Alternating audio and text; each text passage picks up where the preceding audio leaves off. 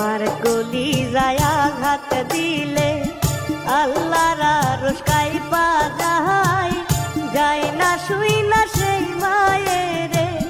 কেমনে কষ্ট দেও